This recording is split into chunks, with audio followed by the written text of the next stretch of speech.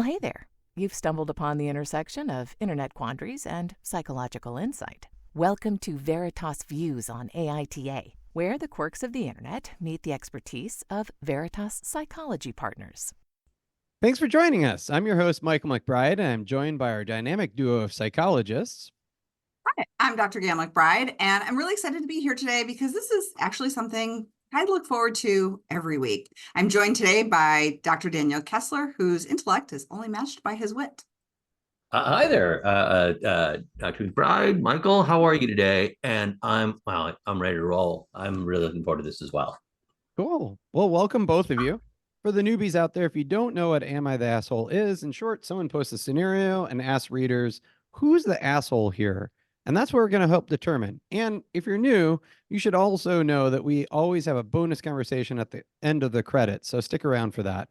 But right now, neither Gayle nor Dan have read this prompt or seen this before. So let's go. Today's prompt is, am I the asshole for refusing to take down a picture that has my son's dead name? So this one has lots of layers to it, like an onion. I'm really looking forward to see what you guys do with it. Okay, so I'll read the whole thing here, which isn't super long. This sometimes you're like, oh yeah, or no, and this one, like, I want to hear more. I need to hear more. Yeah, hear more because obviously we don't want to use people's dead names, but at the same time, I want to hear more. Yeah. So I, 42-year-old female, have a son, Ben, 19, with my husband, Tom. Ben was born a girl and realized by the age of 16 that he wanted to transition. Myself and Tom were not initially supportive, and I took longer to come around and only did so after my husband, Tom, passed in an accident. Then I realized how distant my relationship with Ben was. When Ben was born, Tom got a tattoo of our then daughter's name on his arm, and we have a lovely picture together of me, Tom, and Ben at a few months old at the beach where Tom's tattoo is visible. Ben doesn't like me to keep pictures up of him in the past when he was a kid or older and still female presenting. So I only have pictures of either him as a toddler or as an adult now. The only picture that I have not agreed to take down is the one of us at the beach. I really like that one. And Ben's only issue is that the tattoo shows his dead name. But for me, it's one of the happiest memories, and I don't want to take it down. Ben is very upset about me keeping the picture up and says I'm being cruel as it reminds him of his dead name. Tom passed when Ben was still, this is clarification, I guess. Tom passed when Ben was still female presenting. So the only photo I have is of us three that Ben likes is the one at the beach where he's wearing a younger gender neutral outfit. Also, the photo is in a private place of the house near my bedroom, which is the only place where I see it, and no other house guest would unless they came into my room. So am I the asshole for keeping this picture of my dead husband and my son's dead name up on the wall? Wow. Yeah, so often there's complexity to this. On the surface of it, let's always respect what someone wants to be called. This is a tough one. I completely agree, and I think that's just it. Is this writer has been really thoughtful in terms of where this name is appearing, and in making sure in every other way to be supportive of her son, which is fantastic. And yet there's still one sticking point. Now, of course, if these individuals were in our office, we'd definitely be having a conversation about what that's like for Ben to have even one reminder and what his thoughts are about this, as well as exploring the connection the mom has to this photo that contains this name. I think that is really important. I do think that there is an interesting, I really do struggle with solution, and just really finding a solution here. You might know this about me. I'm going to stop you. Yeah. I'm gonna. I don't want. Please, I sometimes, even Is that therapists need okay? to be reined in. Please do reined in on Okay our if solution I focus. jump in and Yeah. just like, I think the toughest issues for us to address when we're working with families and couples are those issues where I don't know that anyone on the face of it is wrong. Like, I think mom here really wants to respect her son's wishes, and at the same time has lost someone I presume she loves very much, and clearly at an age that was younger than expected. And she wants to remember him and them as a family. So I can see where she feels that way, and I can also see where Ben would feel like, "Gosh, this is such a reminder of a time in my life that was so painful." Um, I can absolutely see where both of them have good reason for feeling the way they're feeling. Um, Absolutely. I think in some ways, they're both right. yeah, yeah. Um, so that's a tough one. I mean, it's certainly, if they were in my office, I would really want to spend some time exploring feelings around this. Whether these folks, whether mom and son have gotten entrenched in, like, this is what it has to be, or it should be, or and whether they can find some way of resolving this so that both of them, not that they're compromising and both of them are giving in, but of solving it so both of them feel happy about what's happened.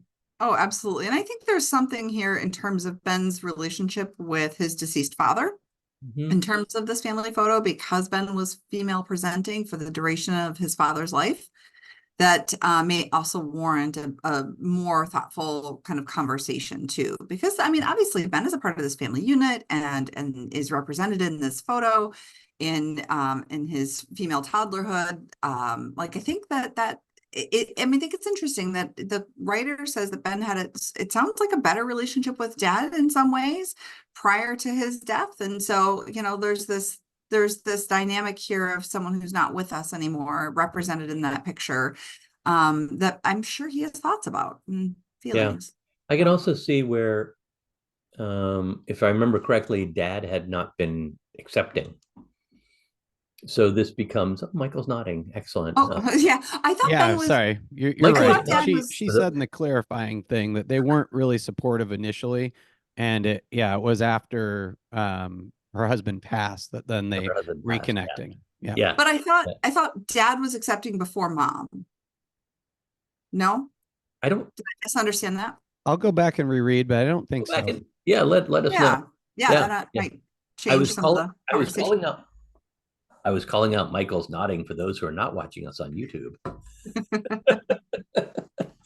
No, I mean, this is, I could totally see if that name represents the father's non-acceptance.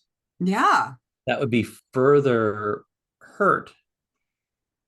Um, this, I hate to go all Princess Bride on us here, but like, I clearly Oh, can't. please. I clearly can't choose the wine in front of me. Is how I feel about this, because I really Yeah. can see both perspectives on this as being meaningful and have such like emotion tied to them. Mhm. Yeah. Let Michael? me jump in really quick and say, so the post does say the mom took the longest to come around. So it does sound like the father was at least at some point, it doesn't specify how long before he passed, supportive of the son's transition and adopting the new name. So Okay. And it Well, sounds like the son is maybe more fully transitioned since the father's death, because I mean, we're talking about kind of a 3-year timeline here. I think, Ben was 16 at the time and now 19. So anyway, but I mean, I think it further just kind of says we need to have a conversation with Ben around his relationship with his father and what that was like and how that acceptance kind of came to be, and maybe that initial reluctance on his parents' part, on both of their parts, and then just see that represented in this beach photo. one of You have one any of feelings about it?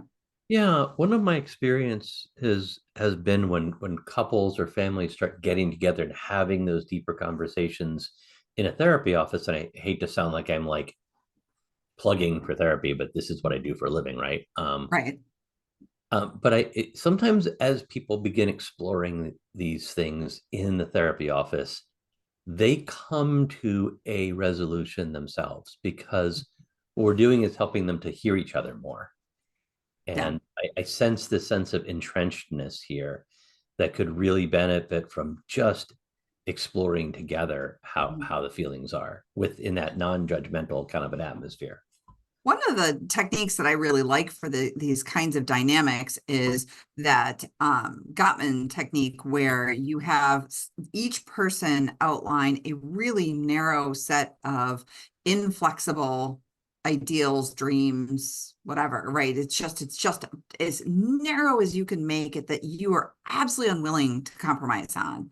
And Right. then in the outer circle, listing everything else in the scenario that you could compromise on, and allowing them to look at those areas of non-flexibility and everything that's flexible. I mean, one, it helps individuals see that actually there's more area of flexibility and ability to compromise than there are inflexibility. And that tends Right. to increase liking and respect for the other person, because, when we start seeing the other person in the argument as being wrong, we tend to see them as being incredibly inflexible, and we're the one that's making all the compromise, and we have all of these misattributions. So one, I think it's an exercise in saying, no, my dyad partner absolutely has a lot of flexibility, and I can see those areas now. But also it really says, this is what is my pain point. This is what I treasure the most. I really need this to be accounted for in the solution. And as much as I might want to jump to a solution, I think, that doesn't represent their solution. They may have a very different solution. So I like that technique a lot. No, I agree. And I really do like it.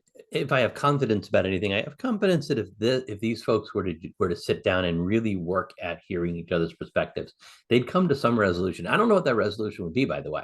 Yeah. I can think of a number of different possible solutions that might not leave people feeling like I've given in and they've given in equally, but more like leaving both mom and son feeling like I was respected and we came to a decision as a family about what to do about this family picture. I don't know what that solution would be, and as a therapist, I would be kind of agnostic to that. Like whatever solution they came to is their solution to come to, and I just maybe I'm overly confident, but I think that if these folks sat down, they would probably come to something if they were able to hear each other. And maybe I don't think Absolutely. the internet's necessarily, I don't know if the internet will agree with that.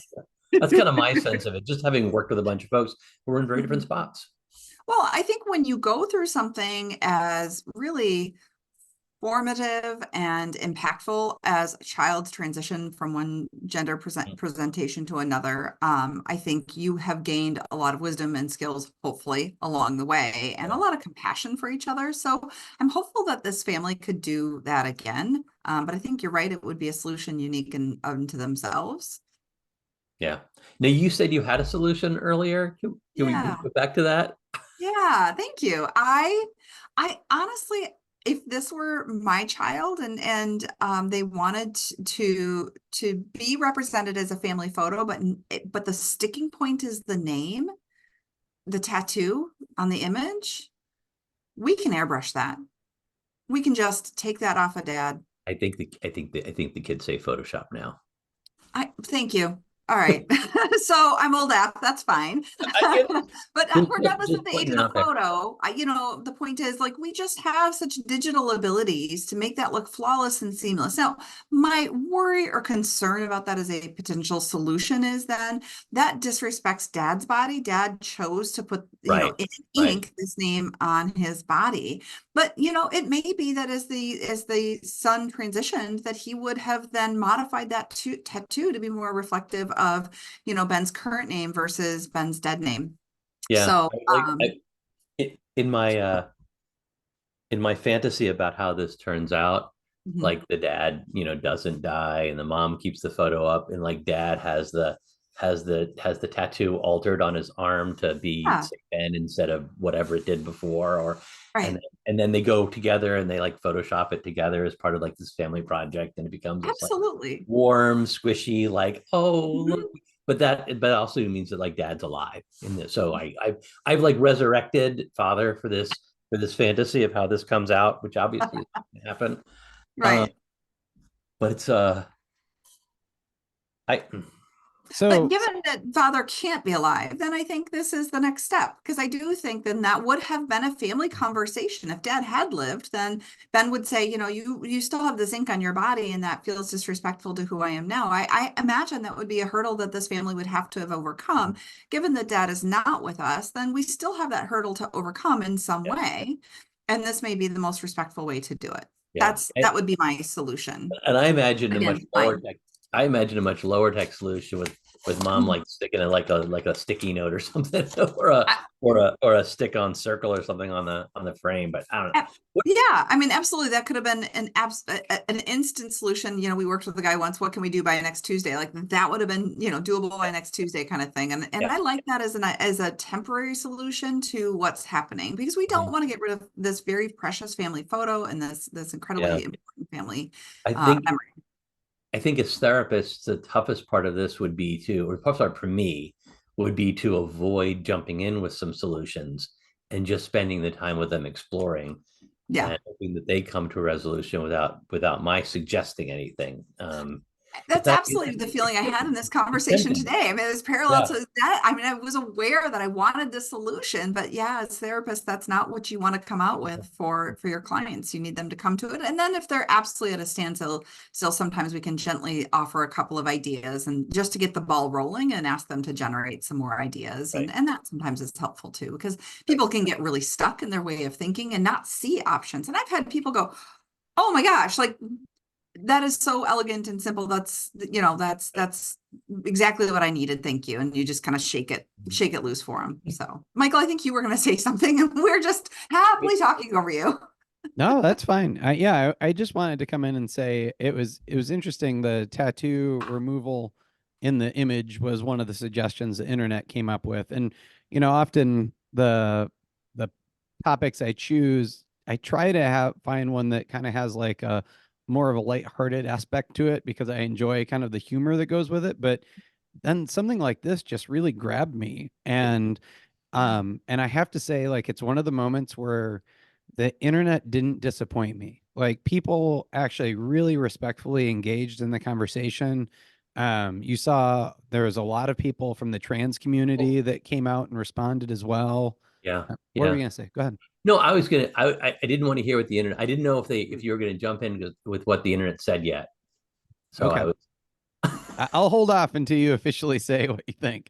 But I was going to say the tattoo thing came up, and the comment was, even if we don't know if dad changed his tattoo, because there were at least some overlap in there where dad accepted Ben and his transition and his new name. And so maybe he actually did change it. It still wouldn't have changed it in the photo. But you could go back and, like you said, airbrush, Photoshop. Heck, you could even ask Reddit to fix this for me, like they often do with images. I had Reddit fix a picture of my kids surfing with a whole bunch of people surfing in the background. It took like half an hour. That's amazing. For me. I posted it. Wow. I'm so old school. I didn't even think about doing that. Wow. So okay. Before you guys are clearly stronger Redditors than I am. Someone on Reddit, if you posted that picture to the like, there's a Photoshop subreddit or something. If you posted that, I guarantee you it will get fixed within like 10 minutes. Actually, so we need to finish this conversation, but someone would jump in and say, absolutely, no. I absolutely, before we wrap, I really want to tell the Reddit photo story that we have for my family, because it's a fantastic story. It needs to be told, but it doesn't need to take up space in this conversation. I'd like to tell it before we go this conversation. Okay. We'll do it later. And as far as our ruling, I'm actually going to say there's no assholes here. No assholes here. I think that everyone is coming from a place of love and caring, and the mom, I hear her pain. She loves her son and doesn't want to hurt him, and at the same time she misses her husband and just yearns for that family picture and doesn't have any. I totally get son's position of, gosh, this reminds me of a painful time. I just can't see anyone here as an asshole. I totally agree with you. I don't think anybody's an asshole. I think the son is absolutely voicing his concerns and speaking up for himself.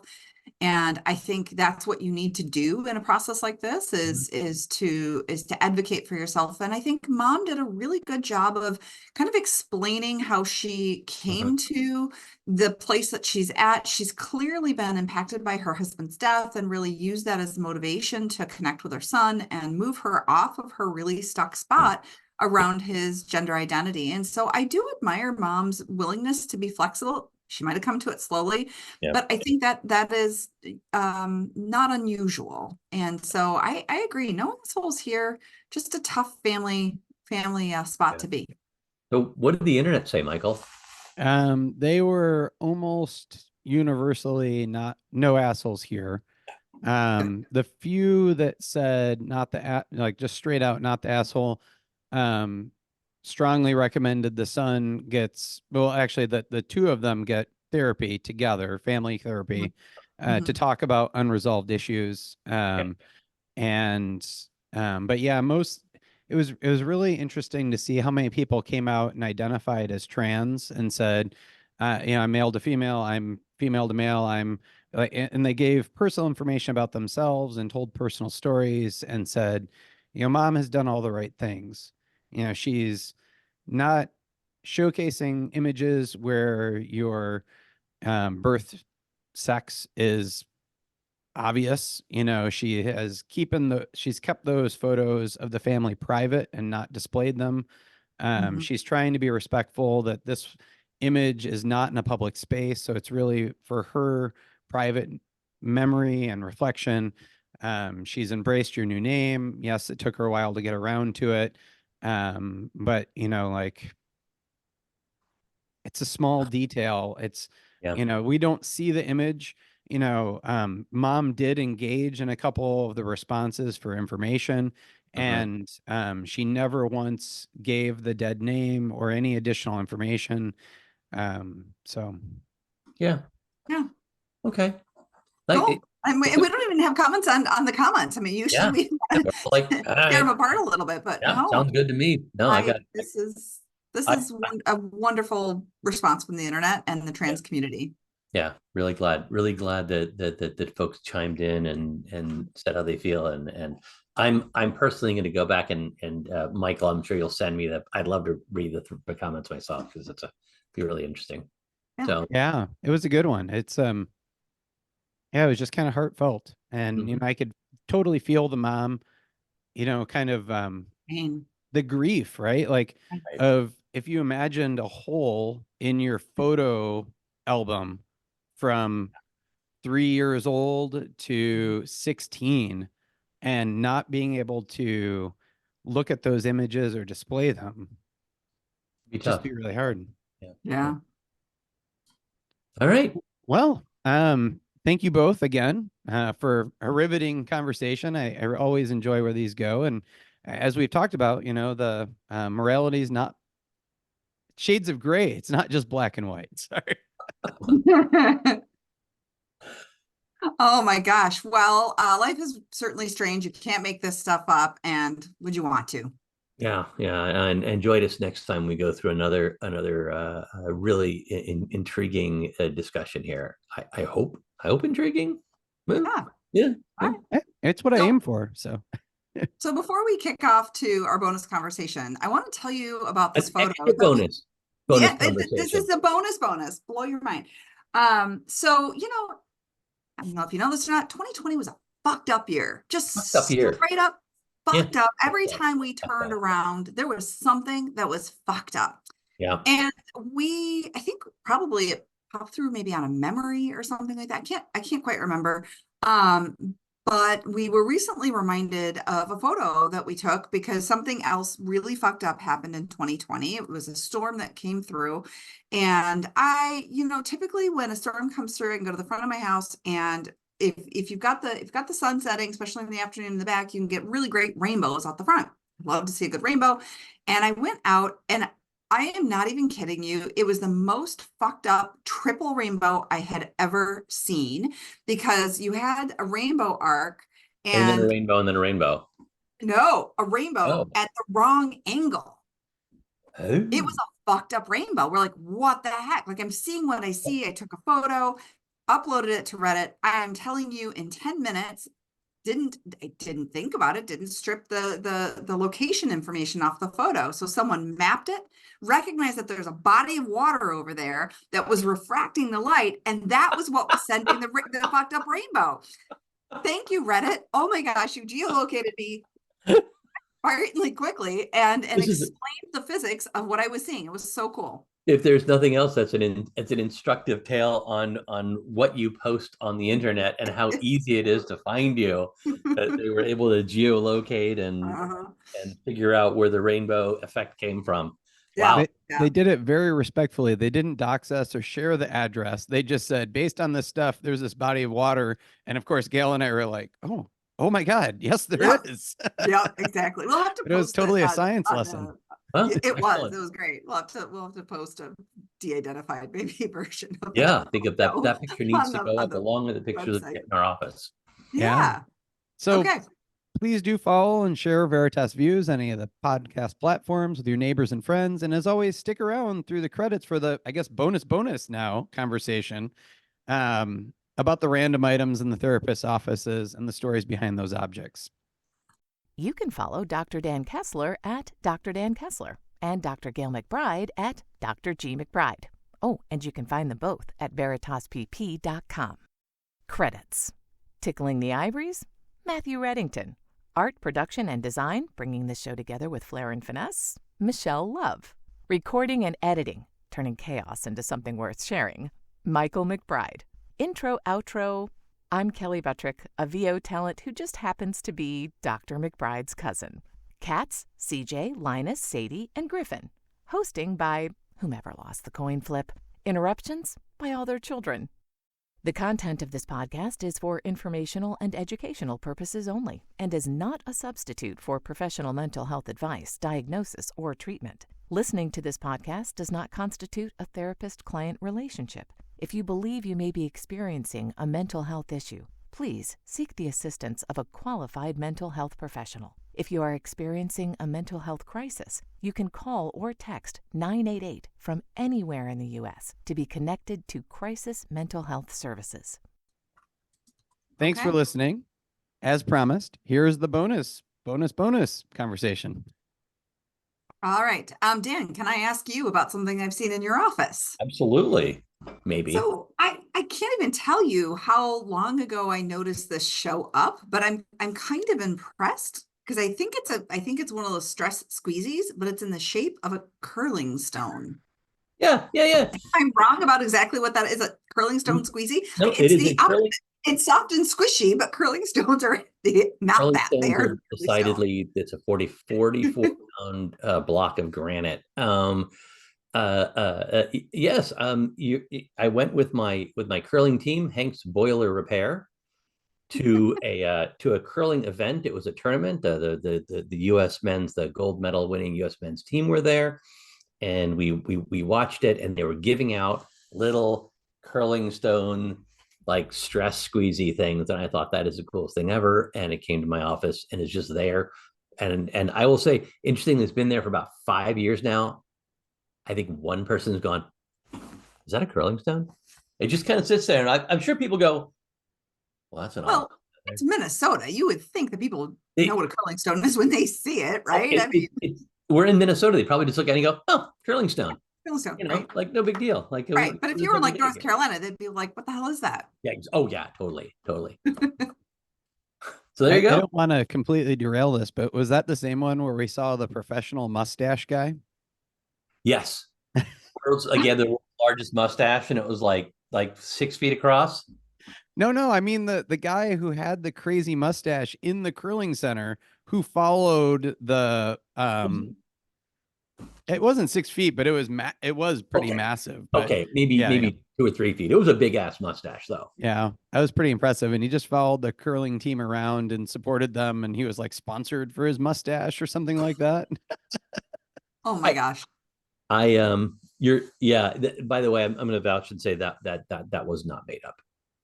That was he's telling the truth. He's telling the truth. So yeah. All right, cool. Well, thanks everyone for tuning in. Tune in next week for, as Dan said, another riveting Am I the Asshole Debate. We love hearing from you, so please review us on Apple, Spotify, or, well, wherever you're listening. If you enjoyed this podcast, please review, like, and follow. Also, give it a share. This helps us reach more listeners.